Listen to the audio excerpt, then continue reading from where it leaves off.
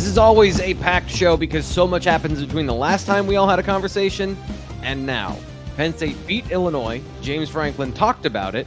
We talked about it amongst ourselves. We talked about it with people at BlueWhiteIllustrated.com. They asked some questions, and now we're going to feed all of that to you in about 60 minutes here on the show. I'm Thomas Ryan Carr. Sean Fitz, Nate Bauer, our excellent star reporters for Blue White Illustrated are here to talk about the weekend that was. Of course, we're going to get to Fitz's recruiting update in just a second, but I want to give everyone a chance to say hello before we get into the meat of the show. So, Fitz, welcome. How are you doing after another Penn State football home game?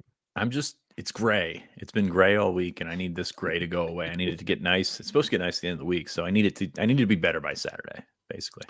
Well, I think it's been 9 out of the last 10 days where it's rained, and the last 2 days, 3 days has been constant rain. Of course, nothing like what happened in the South, and we're thinking about everybody with the hurricane damage and some of the devastation throughout the South this past weekend. Of course, our thoughts are with them. Thoughts with Nate Bauer as well. Nate, your big takeaway from this weekend, what would that be? Big takeaway? Yeah, like the first thing that springs to your mind as we start this show on a Tuesday. Yeah.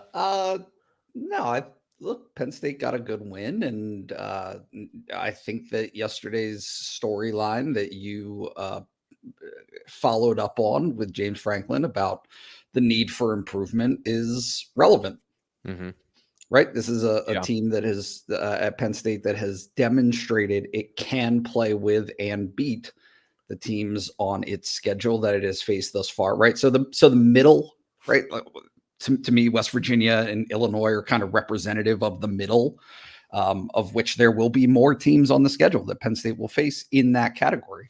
But to beat the better teams that they're going to face, they're going to have to play better football than what they have to this point. I'm excited to dig into that in a little bit. We're going to do that between the lines where we recap James Franklin's comments from yesterday during his press conference.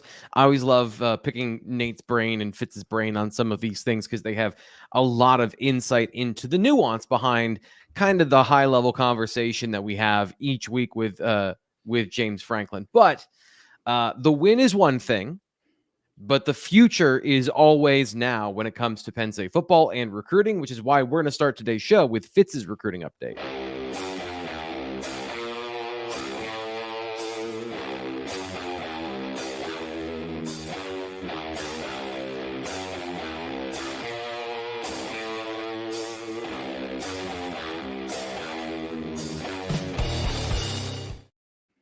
Of course, if you want to be the first to know any of this information and you want to know all of the information, BlueWhiteIllustrated.com, 2 months for $1. You missed the deal to sign up that we gave you half off a full year, like an awesome deal. So here's our standard we love you because you listen to the podcast or watch the YouTube video deal. Code PSU1, 2 months for $1 gets you all of that juicy recruiting information. And we're creeping closer and closer to signing day, early signing day being a part of that 2 months.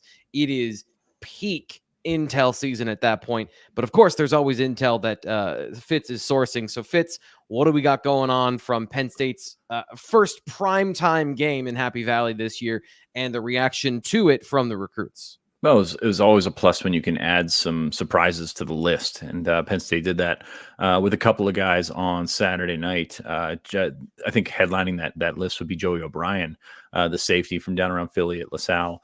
Really good athlete. He's one of those big safety. I mean, he's pushing 6'4". He's up there, and he's a really good athlete. I think if he's not a top 100 prospect on 3, I know he's close because Charles Power has texted me about him multiple times after we left him out of the original on 300. So it was a funny back and forth because I think he's going to go up here soon. He's at 202 nationally right now, but he's jumbo athlete, really good range, catches the ball really well. He's really impressive in 7-on-7 this summer. And we left him out of the first lineup. I'm like, dude, there's 10 guys from Pennsylvania in there, and he's better than at least 6 of them. So yeah, I think that'll be corrected, and he'll be a 4-star on 3 eventually. So he's a 4-star in the industry ranking, but he's one worth paying attention to. I think everybody's looked at Notre Dame, and I know there was a pick early in the process, and he went out there a bunch, but I think Penn State has really closed that gap. And you see, if you're watching on YouTube, the RPM has Notre Dame at 91%, Penn State second with 5.2%. I'm going to go out on a limb and say that that gap's a little bit tighter than Just a little bit, huh? 85 percentage points. Yeah. RPM still a work in progress there. But Joey O'Brien, I think one of those headliners. Another headliner this weekend, Emmanuel Iheanacho. You guys know that name is a 5-star prospect in the class of 2026. Big offensive tackle from Georgetown Prep in the DMV.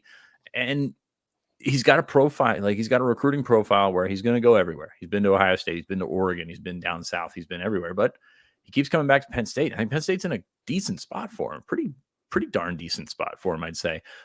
He enjoyed the atmosphere. He's gotten back with a few answers here and there, but he's enjoyed the atmosphere, and I think Penn State legitimately in it. This is a kid with the Olu Fashanu blueprint here. You've got a big guy who is, I don't want to say ready-made, but he's freaking massive, close to 6'7", close to 350 pounds. Olu was never that big, giant hands, all those things. Olu was never that big, but he's a guy with a body type that you could put in there early.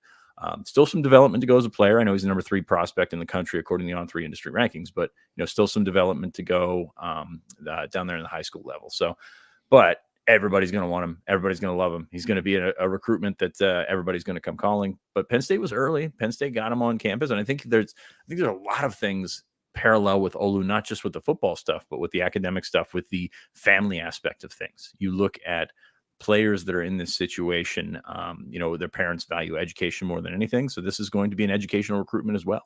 It's going to be, I think, one for the long haul, but I think Penn State's done a really good job so far. And he saw a really, really good offensive line performance the other night. And it's been an interesting one. I'm not sure how deep I'm going to get into this, but this offseason, he looked into other schools other than Georgetown Prep. Georgetown Prep, of course, is a wonderful school. I mean, academically, awesome school. But you look at the football, it's not quite on par with the good councils, the DeMathas, Gonzaga's down there. And then, he looked into some other places, looked into St. Francis, but he wanted to get better as a football prospect. His parents want him to have the academic. He wanted to get better at the football. Stop me if you've heard that one before. But I think it's a really interesting situation where you're going to have that combination to land this one. So I think Penn State offers that. I think that Phil Troutwine's done a really good job. I think the recruiting staff's done a really good job just getting him back to campus and, sort of keeping his eyes toward Happy Valley instead of all the glitz and glamour. He could have gone to Alabama this weekend, could have gone to a lot of places, and he ended up at Penn State for the Penn State-Illinois game. So I think that's a good sign. Far too early to call a leader, far too early to call it, one of those ones that's going to be till the end. But I like where Penn State's at right now, and they're just got to continue to be in that direction. In terms of prospects that made a long trip, Madden Williams was back from California. Ryan talked about him on the show on Thursday. Really good prospect from one of the best programs in California and in the country. He was back. So to get him back on campus, I think is good. He's got offers from everywhere. He's been a lot of places, but at the same time, he's to get to Pennsylvania from California for a weekend. There's some legitimate interest there. By the way, Troy Hune, Penn State's quarterback commit from California, was back on campus this weekend. So really, really good list of visitors. A couple of surprises were sprinkled in there. And, for a night game, that's what you want.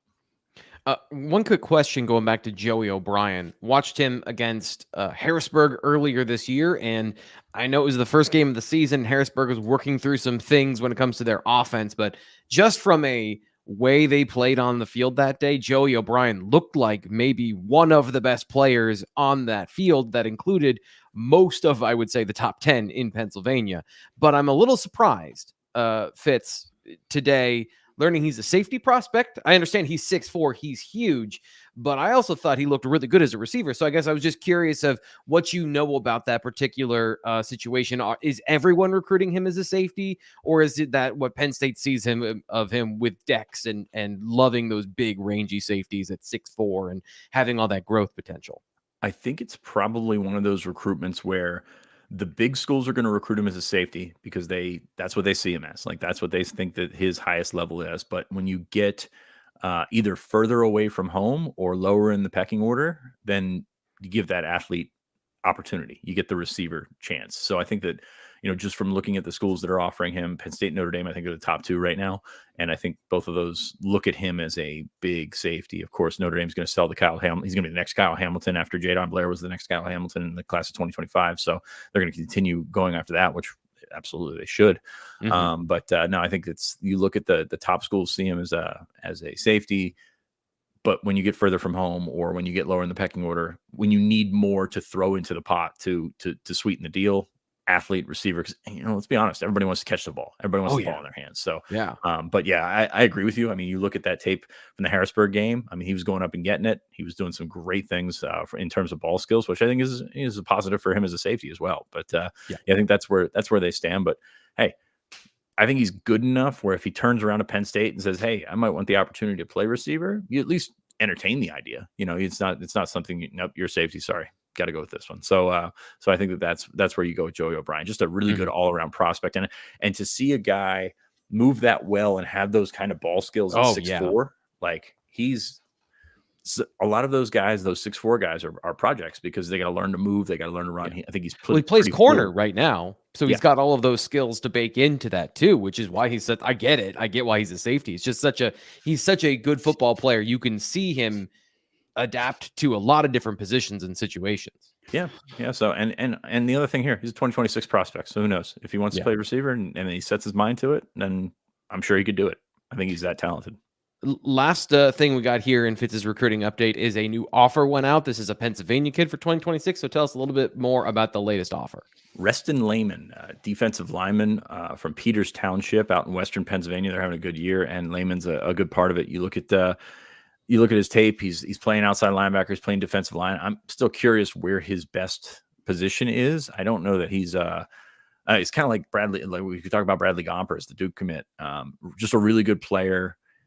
Probably going to grow out of linebacker, but does he have the length at defensive end? Is he a potential defensive tackle? And I know it's tough to look at a guy right now who's a sophomore, who's a junior, who is probably 220 pounds and say defensive tackle. But there's some data points along the way that could say maybe this guy's an interior rusher at some point. So I'm very curious to see which direction that goes.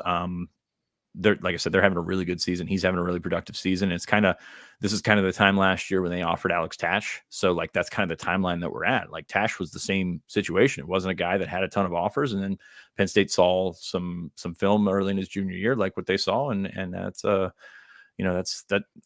the way that you find steals. I'm not saying that this kid's going to be a steal, but that's the way that you go about and find them. So very interested to continue to watch his progress.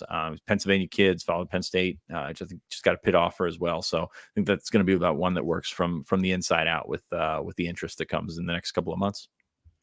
So we'll have more recruiting conversation on Thursday, which you can check out on the Blue White Illustrated YouTube channel and wherever you get podcasts, where we'll get into the next recruiting list and some more of the things that happened over the last week or so. Ryan Snyder will join us.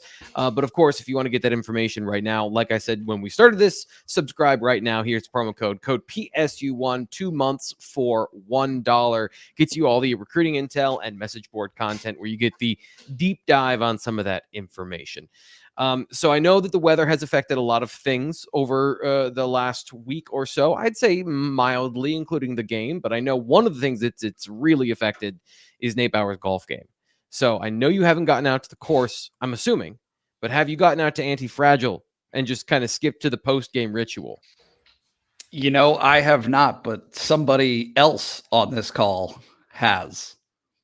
Fitz is going without you? Because he has. Unfortunately, it wasn't me. But we did play golf on Friday, and I went down afterward. Met a fan of the show that was there. It was great. When I walked in the door, the bartender said, "You would not believe how many people have come in and said they found out about us from your podcast." So thank you, heartfelt thank you to that, because that really helps us out while helping you out to get the best beer in State College, to get the cheesesteak. So, but yes, I went without Nate. He ditched me because he had family or something like that. Something dumb. But no, he had other stuff to do. So I went on my own, and I enjoyed myself sitting there at the bar by myself. But I do have to apologize to Nate, because Saturday night after the game, I was writing, and I wrote 2,400 words in my first impressions column, which was pretty long, pretty well received. So check that out if you get a chance. But Nate wanted to go get a cheesesteak, and I was like, man, it's midnight, and I don't know that a hunk of red meat at this late in the hour is a good idea. I was wrong. We didn't go, but I should have gotten a cheesesteak. I do regret that. Now I'm going to have to live with that for the rest of my life. Thank you. Don't be me. Don't pass up the opportunity. When you're downtown, you walk by, you smell that smell. It's fantastic. Go get the cheesesteaks. They are terrific. And then step inside, have a couple beers. It really does all the work for you. So I don't know why you wouldn't do this, but so many people have gone in and said to the bartender, I'm here from the Blue White Illustrated podcast. And that's really helpful. And on the flip side, I'm glad you did, because you discovered something awesome. Check out their collaboration. Death by Mango still on. I believe Electric Atmosphere is still on as well, but you're going to go there. You're going to find great beer on tap. You're going to find really nice people behind the bar. You're going to find really good cheesesteaks and great company all around. So definitely check us out. Appreciate them for supporting the show. Appreciate Fitz and Nate for supporting them each week. I love that. I love the fact that we have these are the it works out when you really believe in the product you're endorsing, and I feel like it is. That's why it's been so successful here on the show. It's been an arm twister, man. We have to get us to believe in cheesesteaks and beer. I guess we'll go corporate for that. So, but. Yeah. Looking in the chat, there was some people that definitely made it in. One guy made it twice on Saturday. So nice. It's pretty good. Pretty good. Awesome. Chris is here. He's a supporter as well. So appreciate everyone pitching in and jumping on board. Now let's get into the conversation about Penn State football. James Franklin had some thoughts yesterday, and we're going to have some thoughts about his thoughts between the lines.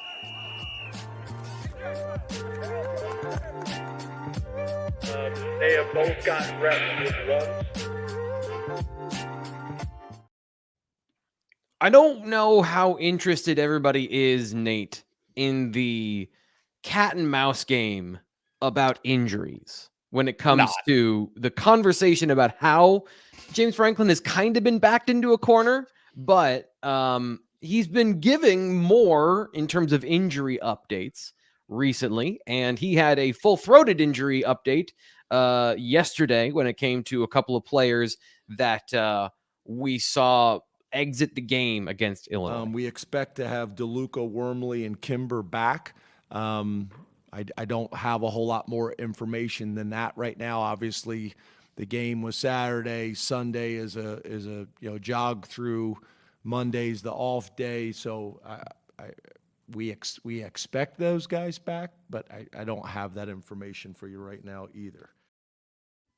So when it comes to what he said yesterday and some of the other conversations around Caden Saunders and obviously Cam Wallace, what about the injury conversation piqued your interest yesterday? Yeah, so obviously Cam Wallace out for the season. That is tough, or long-term, but he's out for the season.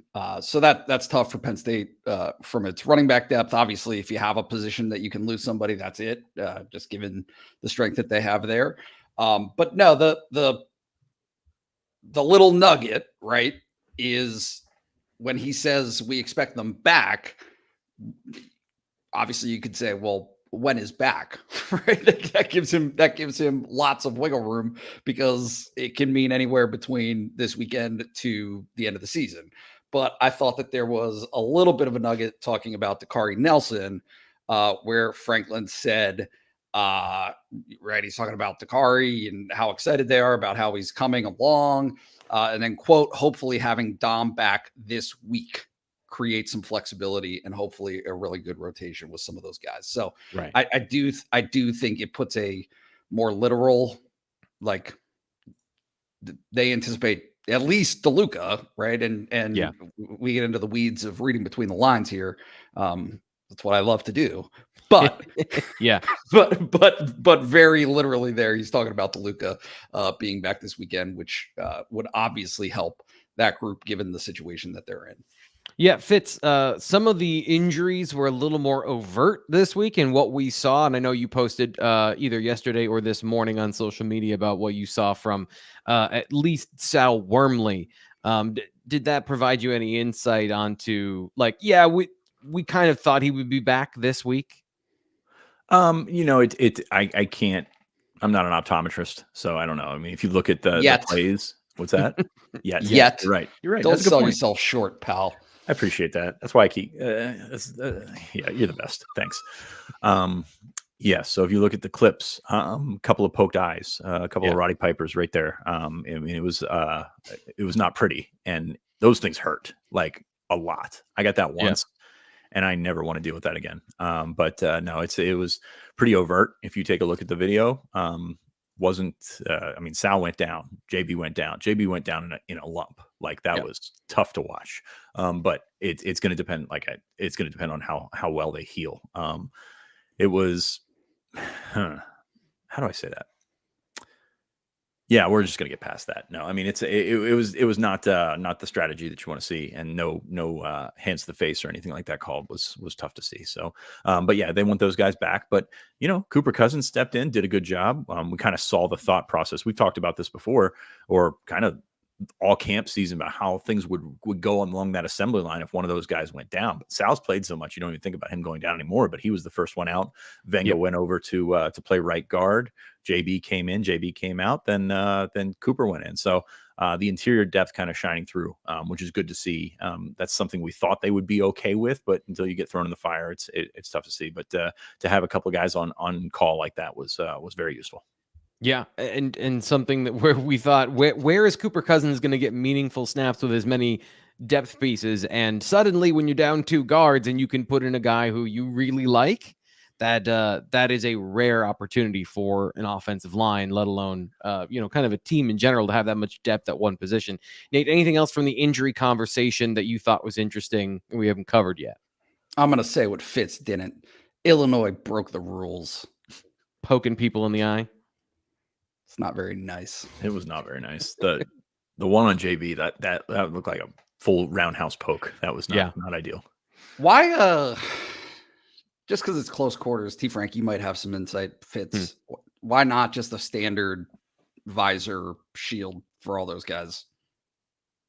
I think that comes down to preference, Fitz, right? Yeah, I mean, just what you can see.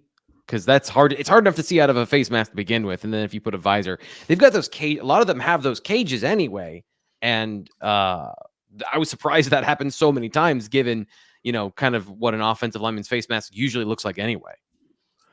I'd be curious if after this there wasn't a right. You saw with the quarterbacks, they didn't all used to wear knee braces, and now they all do. And obviously the offensive linemen all wear knee braces as well for very specific purposes. So I'd be curious to see if there's an adjustment made.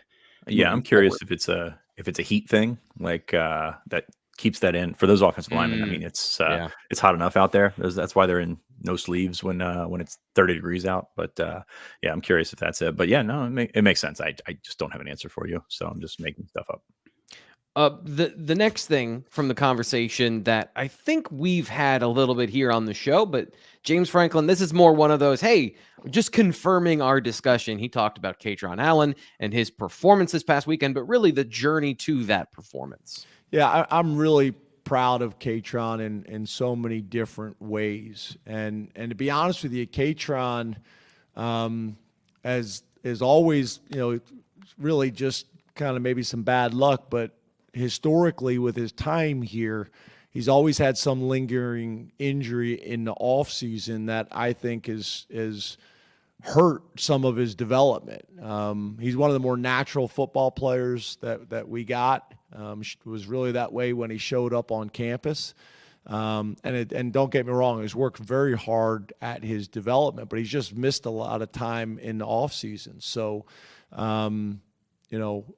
to see him playing the way he's playing right now is awesome. So, Nate, just what your thoughts here? Well, just there was some question, right? There was some conversation at the beginning of the year at West Virginia talking about him not looking quite as quick, maybe as he had been. And he's never been known as quick, obviously, between those two backs, between him and Nick. But Franklin's acknowledging here, which we have done also on this show, that Katron missed time, right? And so missed time in the off season is time spent getting back to good rather than getting better than what you were before you got hurt. And so because of that, I think you are seeing him progress and develop through the start of this season, in a way reflective of what he has been through prior to the season start. So, but big takeaway from yesterday was Franklin talking about how violent both of those guys were in their runs. And you add Tyler Warren to that equation, and Penn State has a running attack that can be explosive for sure, but can also actually hurt the team that they're playing, which is something of a weapon to have. Sometimes a literal weapon. Nick Singleton looked like an actual weapon out there on Saturday. The thing that I'm interested, the duality of this conversation about injuries and who's in, who's out, who's playing hurt, is that you look at Katron Allen and you say, well, he's just not as good because he hasn't developed. Like the reason we're talking so much about Nick Singleton this year, at least the reason I'm talking so much about Nick Singleton, is that he has become a complete back where he's worked on those things and gotten better at receiving. He's gotten better at his vision, his understanding, and his athleticism. All of these things are coming together. And with Katron, it was just about that other half. But we are not privy to this information about injuries. So, for example, our guys playing banged up on defense right now, Tony Rojas, who look like a different player, but then what are we supposed to do to evaluate that if we don't have that information? So I always find this particular conversation about development and performance in the light of injury to be a very sticky one for Penn State football, because we get so little, it's so opaque when it comes to the information provided. How do you go about trying to swim in those channels, Nate? Well, I thought James Franklin's response about Caden Saunders yesterday was in the same vein, right? Which is something that we've known and we've talked about. But Caden Saunders catching punts while hurt, and like there are things that if you just take a minute and look at the snap counts, look at right, and there are things that might not stand out immediately while you're consuming the game the first time around. But yeah, Caden had an injury in the preseason. It bounced him out for multiple weeks that he missed. They got him into shape enough to be able to catch punts. And there's this, I see it with two areas, right? You're talking about it with Sander Sahadak, and you're talking about it with Caden Saunders of, we'll just replace them. Just use the other guy, obviously. And I think specific to punt return, this is a conversation that has transcended multiple different special teams coordinators, that is one of the hardest jobs in all of college football is literally Fitz. Catching a punt. You're our special teams expert, and I think that there is a frustration from the fan base that says we want more dynamic plays from that position. And James Franklin, I think his stock response and position is, I don't want to lose yards for the offense and make it harder on them as possible, like to make it as easy for them as possible. What do you see as, I don't say the right answer, but I guess what's your opinion on that particular philosophical position from Franklin and Penn State and those special teams coaches?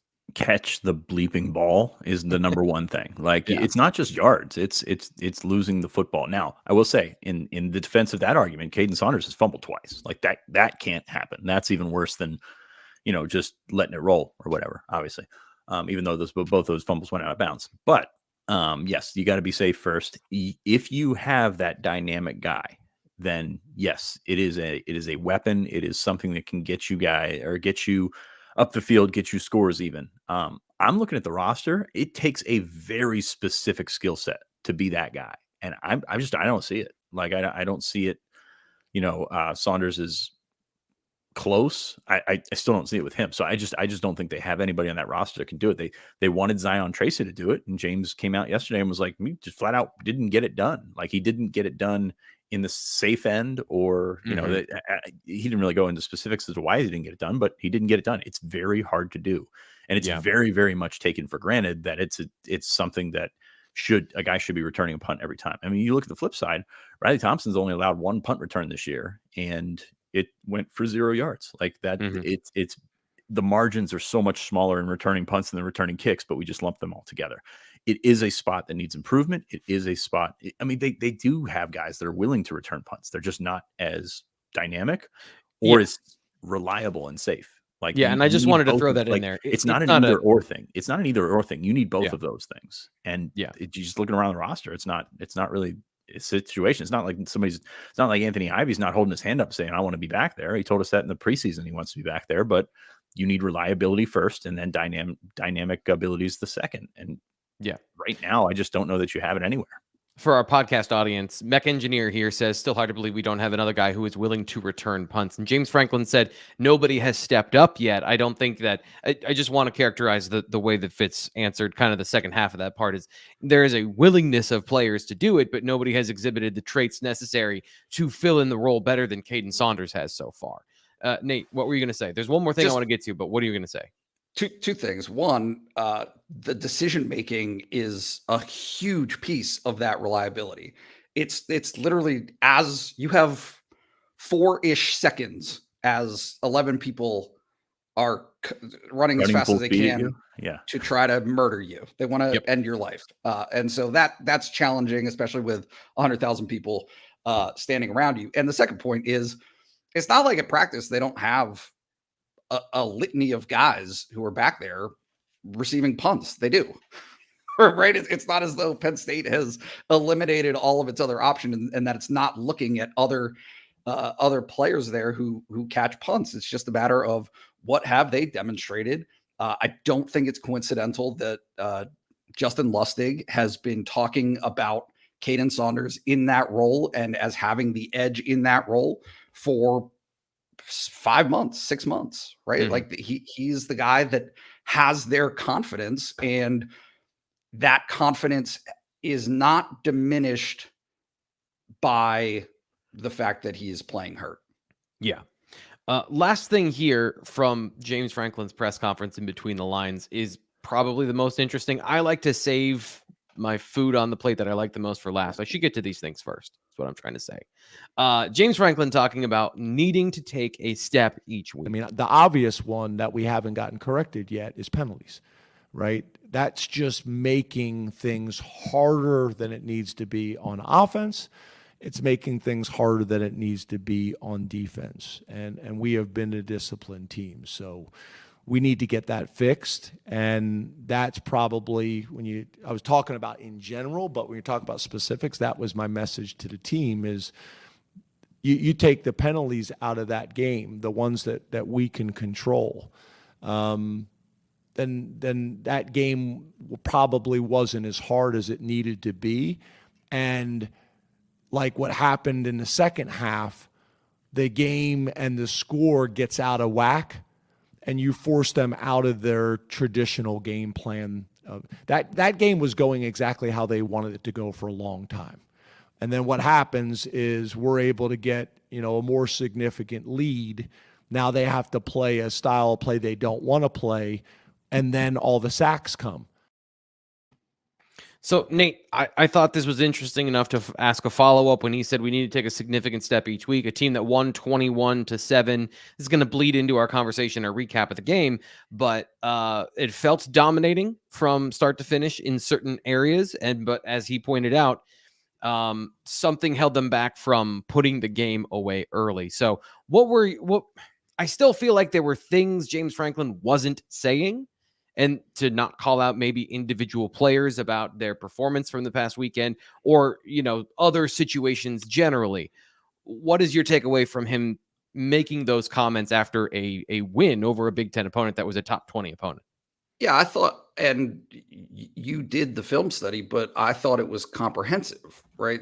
There were play calling questions to me at least, and I'm not a play caller. That's not my deal, but some of the choices to run consistently, they stalled out 3 times in a 8-possession game in the fringe red zone or red zone. So that's you have some missed field goals. You have a 4th down try that ends up failed. So there were a variety of things even beyond what he said about the penalties that prevented Penn State from reaching the best version of itself that it would have liked to put on that game. And honestly, like the curious part of all of that to me is when he talks about that game played out exactly the way Illinois wanted it to play out. That's not good for Penn State because Illinois didn't do anything to deserve that. Yeah.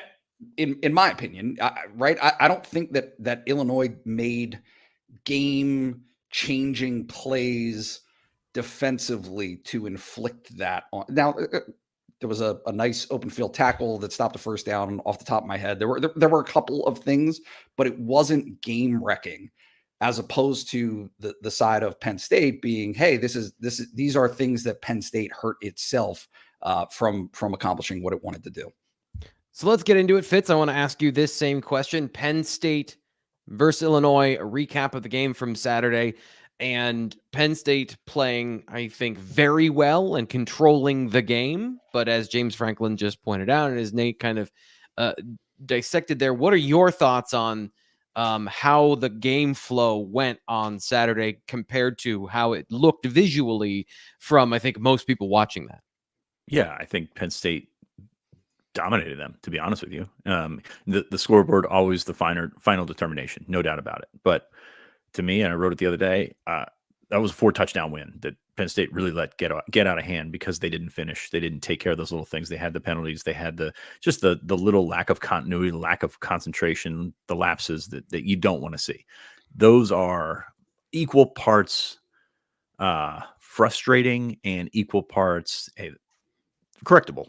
So I think you look at that, and the statistics would back that up. You look at the different ways that they go about judging how they are successful. T. Frank, I know you've talked about the Illinois defensive, the safety. You texted me last week. Look how far this safety is back. Like he was back there just for one reason, to take away the big throw down the field. So they did that successfully. I know Penn State looked at it a couple of times, just said, man, it's probably not worth the squeeze here, and went to something else.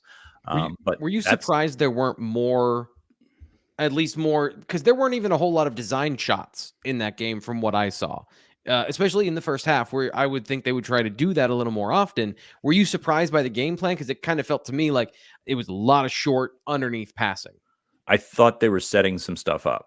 And maybe they're setting some stuff up from later in the season, but I thought they were setting some stuff up for later in the game. You take a look at the slant where they got the first down to Liam Clifford, which could have easily turned into a pump and go with Tyler Warren going out, and he was they did a lot of rubs, a lot of picks and things like that. You can turn those into double moves. You can turn those into that fake screen where you all of a sudden the blocker is running free because nobody knows how to play that in college football. It's amazing. It works every time. It's almost like a video game type situation. But no, you've got those things like that. But yeah, you look at these self-inflicted wounds, and this is a trend that cannot continue against Ohio State, cannot continue and go on the road against USC. But at the same time, they are self-inflicted. There is a way to sort of get around that. So you would go with that. The kicking game. I mean, actually, I don't want to say the kicking game. I want to say the field goal situation, like that's leaving points out there, and that's changing games because, it's just 3 points. But at the same time, a 2-score lead means that Illinois has to change how it throws the football, how it has to, go about in its offensive production. And that's going to come down in distance. That's going to get them back off of schedule, and that's going to open up Penn State's pass rush. So like that is where, like, all of the things that we said last week came into play, and Penn State didn't really finish that way. So I think that's the frustrating part. So Nate, and this is, to me, this boils down to the second quarter, where Penn State had 2 opportunities with 5 minutes left in the game to score, get the ball back, and score again. And in those situations, the offense, as you pointed out, failed to deliver points. The kicking game aside, the offense had the opportunity to convert third down several times. They had a couple of open passes, and they were unable to complete those. To me, when we talk about game flow, it's that right there. Because you came out and you wanted to run the football. You had a bunch of things that you liked to do against Illinois from that perspective. They all worked in the first half. Your game script to open the game, you got a touchdown. But from there, the defense, I think, giving up some of those longer drives in the first half. James Franklin talked about being better with your opening script on offense and defense, but really on defense in that situation. And then that second quarter to be able to double dip at least one of those times before coming back in the third quarter. So I guess that's the conversation here in the chat is, well, if they hit all their field goals, it's 27-7 and it looks and feels different. I agree, but also we're talking, if we're going to hold ourselves to the standard of against Ohio State all the time, if you have the opportunity in the high red zone or entering the red zone to get a first down and you get at least one quality look at it and you don't convert, that's game flow. And to me, I guess that's where I'm curious of, am I emphasizing that too much? Because he talked about penalties, but I don't remember a penalty that really affected any of those situations in that second quarter, which really flipped to me in my mind when they decided they're just going to grind this game into dust. Agreed. I agree. Two relative points here. It's actually 7 non-garbage time possessions that Penn State had. The condensedness, that's not a word, but you know what I'm saying, of the game, which is what Illinois wants to do, that thins the margins. That's purposeful. That right? Illinois isn't as good as Penn State. Illinois knows that. If you can hang around as long as you possibly can, look, it was a 7-point game until 2 minutes left in the game. Yeah. Right. And at no point did it really feel like that in terms of which team had control of the other. But when you leave yourself in that situation, it leaves you open to something happening, which is why I want to read this quote from Franklin saying, I don't want to be one of those teams that waits until you have a loss for the wake-up call to happen. And now you start doing all the little extra things and getting things corrected.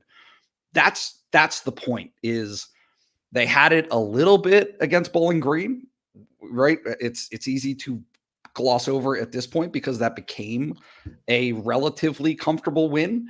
But you've had 2 instances in 4 games where if something freakish happens, a game that otherwise you have won and done the things that you needed to do can be lost, right? Mm-hmm. And can be taken away from you. And so I think to me, that's the message that's being stressed here is it's fine to do, and great. There's a lot of good things that you could take out of that performance. But if you're not finishing, he said it after the game about their red zone issues. If you're not finishing, if you're not doing the things to get yourself over the top, you leave yourself vulnerable to something really bad, right? Like really unintentionally bad, meaning a loss happening that you don't anticipate. We'll get to your questions and your comments in the BWI mailbag in just a few minutes. If you're here watching the show, you're enjoying it. We've got a bunch of people here. I'm always amazed that there are this many people on a work Tuesday to join us. I love that. Please like the video and tell your friends, because I have a suspicion if there's this many, there's even more out there that'd be interested in the BWI Live Show. Your likes and your subscriptions always help us with the almighty algorithm. So Fitz, when it comes to your takeaway from that game, of they rack up 239 yards on the ground, they take away the identity and the soul of the Illinois team on both sides of the line of scrimmage, but then play their game. Is that a positive, a net positive, or is that an area where you feel concerned about their ability to finish and about their killer instinct early in games? You know, it's a little bit of both, because they did dominate up front, both sides, and you saw the blueprint of what Penn State wants to do. They want to get ahead and they want to, make that 3-step drop, a 5-step drop. And when it's a 5-step drop, Abdul Carter's right there waiting for him. Like that's what they want to do. But yeah, you need to, Nate, what's the thing about this game? You need to score what? You have to score more points than the other team to win. Okay. Yes. But to get where they want to get, it's not just scoring more points, it's scoring, significantly more. Like it's getting up in the first half. And I said it in the show last week. I thought it would be close. I didn't think it'd be that close in the first half, but I do agree with Nate. It never felt like Penn State was going to lose that game, to me at least. I mean, I know, you can talk yourself into some things, but it was the two sides were very different. Like Penn State, I don't think Illinois is a bad team, but I think Penn State showed that they were much higher on the hierarchy there. Mostly because of line of scrimmage domination. It was really fun to watch that offensive line. Like, I'm sorry, T. Frank, because every post game show you've ever done, I didn't watch yours this week. But you do a fantastic job on the ones that I've seen. Every post game show that I've seen, everybody's bitching and complaining about the offensive line. Like, I lost half of my content. You don't always see how they play in real time. You got to go back to the film for that, and that's kind of why we avoid it after the game. But this is as close to seeing it in real time against a Big Ten opponent as we've seen in some time. Yeah. Anthony like I highlighted them all this week on my film study, but Anthony Donko was awesome. Like that was you were hoping to see some of these things if you're Penn State, especially from the guys that you had some questions about. He talked about Nick Dawkins. They had high expectations for him, and he met those in that particular game. I thought Drew Shelton was very good.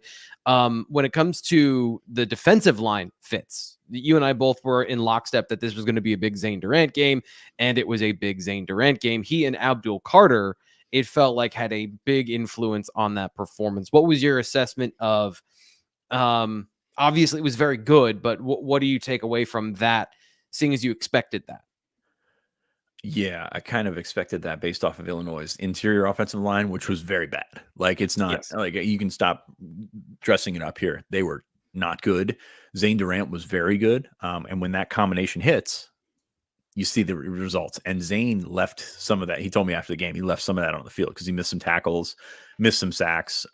Like he could have been National Defensive Player of the Week the way that he played. It's just he's got to finish some of that stuff. And that goes along with the whole theme of the game, I guess. And then Abdul Carter, you continue to see what kind of chess piece he can be. I mean, we're going to sit here and talk about defensive end versus linebacker.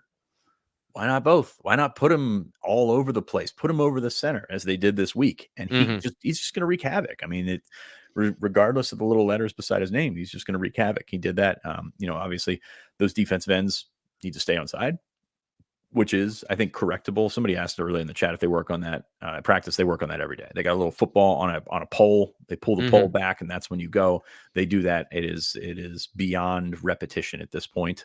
It's got to be something on those guys to get a little tough because, I mean, hard counts are coming. I mean, they're already here. Hard counts are coming, and they're going to try and draw those guys off sides. But yes, I mean, you just saw them flow into it. I know there's a lot of Kobe King talk in the chat. Kobe, I thought, was terrific. When most when they spread out, you think that the middle, the mic gets taken out of the game a little bit more. But Kobe has been so good laterally. He's been so good technically that it's been really fun to watch, especially because you see the pairing there with Tony Rojas, who has been really good, I think, technically until a point. And that point is tackling. And I think that is because of the shoulder. But he is in the right spot, which is promising to see for an offense that's going to have more firepower than this. So I came out of that game feeling a little bit better about the linebacker situation. I wish, Tony would do a better job wrapping up. I don't know how much he's hindered by that, but it's clear that he is. But yeah, it's just fun to watch the stars, the guys that we expected to take that next step. They've done that. And I think Zane Durant's better. I think Abdul Carter's better. Jalen Reed, using him as a blitzer is a big deal for this defense. And you can see why they were so adamant about putting him in the line, even though I don't think he was, T-Frank, you can correct me on this. I don't think he was 6 plays. Yeah. So I just went by Dejon Lane. He was on the field for about 6 plays. 5 or 6 plays. Okay. But like when he was blitzing, I mean, he came from several different angles and, he did a pretty darn good job of it. So I was encouraged by that part of the defense. I mean, Illinois came out. Tom Allen does need to figure out what he's doing in terms of that first drive. I mean, the scripted drives have given Penn State issues. Like even West Virginia, like some of the stuff they were hitting early. Like I don't think it was on the actual first drive, but Penn State got lucky with the fumble bouncing away and things like that. But there were some things that were just kind of just a little bit. And we go back to where the standard is for this defense after the last couple of years. And Nate and I were talking about this after the game. It's like, remember that that 2016 defense? Like it was not anywhere compared to this defense. Like they gave up points and Penn State had to win shootouts and things like that. Now you're talking about giving up 7 points in the first quarter and this defense is broken. Like what is wrong with this? So it's about expectations, it's about reality. And the reality was, I think after the missed field goal, Illinois had 39 yards of offense or something of that nature. Yeah. So it was even funny to me because I was looking at that last drive for Illinois, the sort of 2-minute scramble type thing. And I was like, oh, that's where they got all their yards. And it was like an 18-yard drive. And I was just like, oh, okay, well, this is playing in my mind too. So I think they got like 20 or so, and then they lost it all on the negative plays because they went backwards quite a bit with those sacks from Abdul Carter. Speaking of, I know, Nate, that this is an area where you think maybe a little bit overrated coming out of this game because of when those plays occurred, as opposed to the fact that the final tally looked so good. Yeah, overrated's not the right frame as much as prevented themselves from being even more stat crate, right? They could. You saw at the end of the game the dynamic that Penn State could have exploited for the whole game had it done certain things, right? And that's on both sides of the ball. The thing that stands out to me right now, and I understand it may seem like nitpicking, but when Penn State has Illinois at 3rd and 21 in the second quarter, and that goes for a first down, that extends, right? It's not, it seems like a small detail, but that's 3 minutes of the game extra that goes to Illinois' offense, possession of the ball. And so those things are compounding when you look at the entirety of the season. When James Franklin talks about the same was true of West Virginia. Again, a game that Penn State won comfortably, but this transcends seasons, transcends defensive coordinators. Some of the players are the same, but getting off the field on 3rd down, to me, is a little bit of a thing.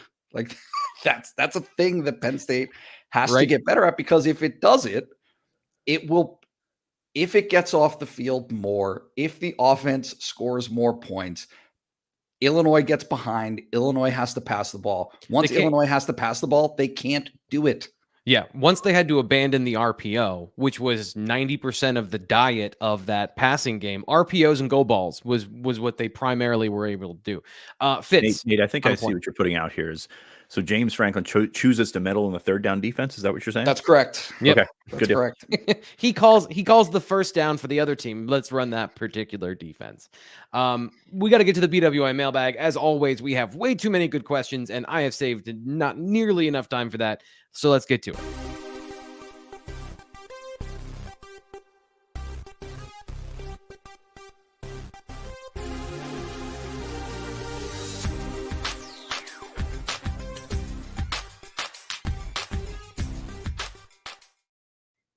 Chat is fired up, and I'm actually going to start here today. We'll get to our featured questions in just 1 second, but David Bortner has been waiting patiently, and I never want to make people wait as an unnecessary amount. He says, any rumors if KJ Winston could be back this year long term, intentionally leaves it open for that. So your opinion on the likelihood if Penn State does get to a bowl game playoff scenario?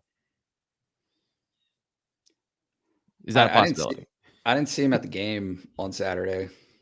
I saw Andrew Rapplier. I would say the best way to do this is set yourself up with the expectation for him to miss the year, and if you start hearing some things later in the season, maybe that's where the way you go with it. But there's no indication that he'll be back anytime soon, and that's kind of where we leave it. Jay says Katron looked like his old self. So did Drew. Don't know which Drew he's talking about. I'm assuming it's Drew Aller. We're going to go. I just wanted to read that one out loud, give him his time in the sun here. But Wes asks another Drew question. Fitz has a good pulse on the O-line situation and the Olu situation where most assumed he would leave after his 3rd year. Curious about the feeling on chances we see Drew back next year. Fitz, I wish I knew which Drew. I'm assuming Drew Aller. Nobody's really talking about Drew Shelton. So what do you think of the idea that Drew Aller comes back for a 4th year? I think you know which Drew we're talking about here. My argument here, quarterback, completely different than offensive line, than any of those other guys that have stuck around. Somebody mentioned Pat Fryermuth. I mean, it's very different when you take a look at the projection, because it's all about, if you're in that elite group, or that potentially elite group of guys. And T. Frank, I know you have a theory on this, so I'm going to kick it back to you at some point. Then you got to see what you're up against. You got to take the feedback that you get from the scouts, take the feedback that you get from the people around the program. And if you have to jump early, I mean, that's a spot where people have jumped early, because the first round money, the first round situation is so prevalent at that position, because teams at the top of that draft are going to need quarterbacks. So I know that the bunch went this year, but there's a lot of bad quarterback play in the NFL.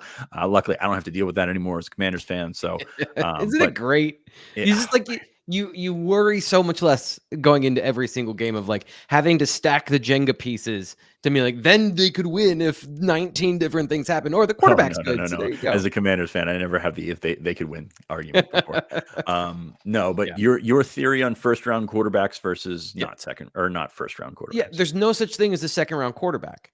Because all the second round quarterbacks go in the first round. If you're a second round quarterback, that means you weren't good enough to be a first round quarterback, which means you're not a guy that should not go to the draft. It's a pass fail situation to play that position in the NFL. You can or you can't.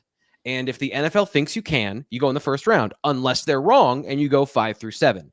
You know, the Brock Purdy's, Tom Brady's of the world. Like, there are guys that we miss on generally, and there are always exceptions. But if you look at guys that go in the second round who have the physical traits, Brock Osweiler, a Will Levis, a Christian Hackenberg, guys that you say, we see it, Malik Willis in these situations, maybe they can hang on in the NFL because of their traits and they could develop. Some of those guys have turned the corner, but most of them, there's a fundamental piece missing that the NFL has identified and has said you are not worth the investment. If you're a quarterback and you're worth the investment, you go in the first round, full stop. So if Drew Aller is that, he's going in the first round, there is no question about whether or not he is an NFL quarterback or going this year. He just has to remove the doubt, and his highlights and his mental processing and his physical ability make him a first-round draft pick. All he has to do is follow through on it, and he's a first-round draft pick. So I would say that's my position on this. I was a little nervous after the way he played last week, being that I was pretty vocal about the fact he was playing like a first-round draft pick for the first 3 weeks of the season. So he'll determine some of these things, whether there is a fatal flaw in his decision-making, in his profile over the next couple of weeks. Fitz, you're a popular guy. Steven says, not to turn this into a recruiting show, but is there a kicker we are after in 2025? So kicking recruiting is different now. Like, they've gone the walk-on route with the portal being such a prevalent option. It was really interesting to me, and this is not a kicker-related answer, but James Franklin was talking about punt returners the other day, and he mentioned Caden Saunders, and then he mentioned Jake Spencer, who a lot of Penn State fans probably don't know, as the only two guys that have caught a punt in a game. We've talked about kicking and how much different kicking is in a game than practice, because you can throw stuff at a punter or a kicker. You can make all the noise you want, and those guys can hit that in practice. It's been interesting to watch the discourse over how did Sander win the job? Well, he made more kicks in practice. This isn't analytics. This isn't anything that is anything other than statistics. Like, he had the same kick opportunities as Ryan Barker and Chase Meyer in practice, and he made them. That has not translated over to the game because it's so mental. And looking at him before he sets up for a kick, it doesn't look like the mental part is the strongest part of his game. He's got an incredible leg. He does some great things just driving the ball. But if you can't make them, if you can't putt, like, your scores go up. Nate, I just brought you into the conversation. That's the adjustment you have to make, because you have the data in front of you that says this guy can make more kicks than the other guy, and that's why they're going to play him. But you cannot replicate the game as much as standing in front of 107,000, 110,000 people. So I get it. Like, I get you go back to last year and you go back to missing against West Virginia, but the data says that he made more kicks. Now, I do think, and I think this was a question later in the mailbag. I do think that Penn State will make a change just based off of the reaction that we've seen, based off of how the data is not adding up in the game. But yeah, that's how they got here, and now they're gonna have to pivot and find some different situations. I think Ryan Barker is probably next guy up. We saw him kick a PAT at the end of the game there, so they're going to go back and they're going to make kicks in practice once again, and it's probably going to frustrate some people that that's how it goes. But back to the original question, they have a walk-on in Matthew Parker from Central York. He's pretty good. I believe every year they're going to mine the transfer portal to try and find a guy. One more mailbag question. I always hate keeping these guys a little bit longer, but I made a promise to the mailbag, and we got to so few of them because we talked so much about everything else. So, not to waste any more time, Nate, is the Bo Prabula package or forcing thereof, of course, asking by Losey's mustache, a stalling momentum for Drew Aller? Todd Blackledge mentioned this on the broadcast, and Losey's mustache tends to agree. Do you think that that is a relevant conversation in the Drew Aller evaluation and the Bo Prabula package? How do you think it's been working so far? No, I don't think so. Why is it different from a handoff? Because you don't have your quarterback under center, I guess, because the quarterback is now out in the formation, lining up off tackle or out wide. But why is that different from a normal play where Drew hands the ball off? Why? How does that impact? I don't know. I don't have. Yeah, I don't. For you. Well, I will say this as a steadfast listener of the Penn State Coaches Show with Steve Jones on Thursday night. He literally was asked this. Franklin was asked this on Thursday night, and Steve brought up the fact that this is how they practice. Right? They're very used to it, and I think that whether fans like this or not, Penn State's equation, the arithmetic behind it, is that it is more valuable to sprinkle those in, not just on the off chance that it hits because you feel good already about the 5.7 yards that Bo averaged carrying the ball the other night, but also that it is a keep you on your toes thing for defensive coordinators to have to adjust to and be ready for. So I can't really. I don't think I'm not on board with the idea that it's any different than a normal handoff, which he does all the time. I don't think that the problem is the continuity of the playbook, in my opinion. In the fullest extent of this, you have Drew Prabula out there who can run and throw and pass and does all of it, and so that element is just kind of in limbo when you have Bo Prabula out there and Drew Aller kind of as an appendage on the play. Anyway, that's what we have time for today. We've got to go do some other things. Fitz, what are some of the other things that people can go find at BlueWhiteIllustrated.com as we get out of here? Ton of stuff. Ryan following up with recruits. He's actually got a big flip target coming to Penn State this weekend. Check that out. And there's more on that front as well. So check that out. I'll pitch that for Ryan. We've got coverage of practice coming on Wednesday night. Sorry, I forgot what day it was. Coverage on practice coming Wednesday night. Some more impressions, some more reading between the lines, and kind of everything. And I will say this: you said I don't know how to cover a guy with an injury that we don't know that there's an injury. I think you could do that with code PSU1, because Nate told you a couple weeks ago that Katron was hurt. He even asked Katron about it, and Katron was like, "What you mean? I don't know."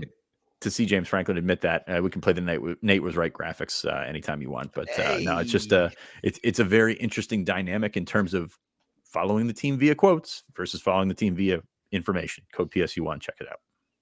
Yeah, that's how we're going to get out of here. That'll do it for the BWI Live Show. We'll be back tomorrow.